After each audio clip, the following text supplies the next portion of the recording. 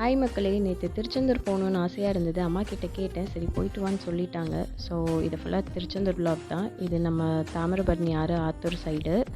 So bus ஒரு இடத்துல stop ஆகிடுச்சு, ஏன்னா ட்ரெயின் க்ராஸ் ஆச்சு. இது கரெக்டாக ஆறுமுகம் ஏரி இங்கே கிட்டத்தட்ட ஒரு 10 மினிட்ஸ் பஸ்ஸை போட்டுட்டாங்க. ட்ரெயின் ஸ்லோவாக தான் போச்சு, நான் ஸ்பீட் பண்ணியிருக்கேன் வீடியோவை.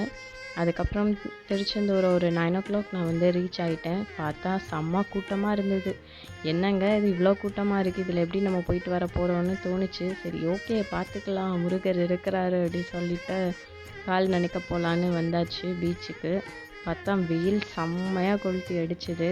சரி ஓகே கால் நனைக்காமல் போகக்கூடாது சொல்லிவிட்டு கால் நனைக்க போயிட்டேன்.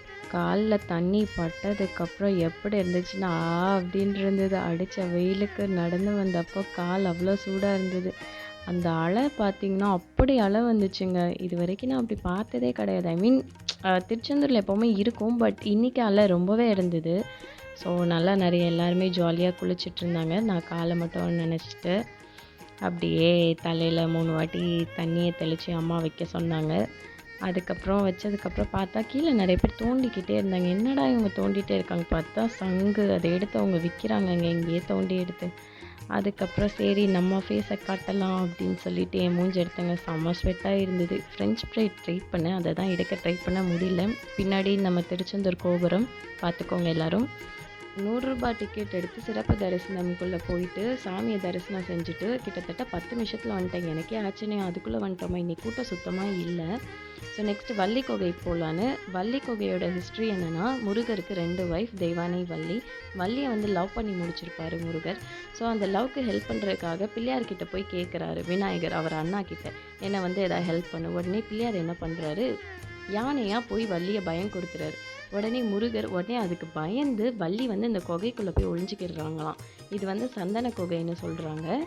ஸோ அவங்கள காப்பாற்றுறதுக்கு முருகர் வந்து ஒரு வயசான தாத்தா தோற்றத்தில் வராங்க. வந்து காப்பாற்றினோடனே வள்ளி கேட்குறாங்க, நீங்கள் என்ன கேட்டாலும் நான் செய்வேன், உங்கள் ஆசையை நான் நிறைவேற்றுவேன்.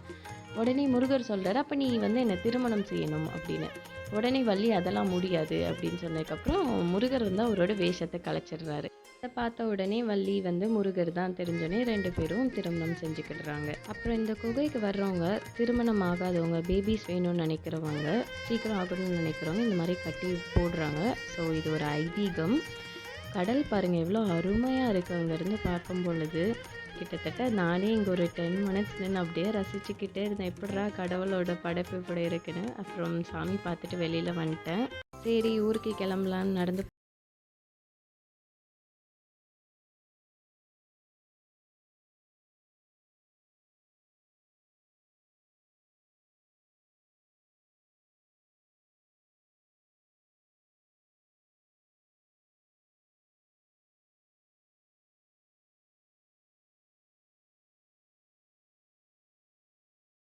நமக்காக வெளியில் வெயிட் பண்ணிகிட்டு இருந்தாங்க.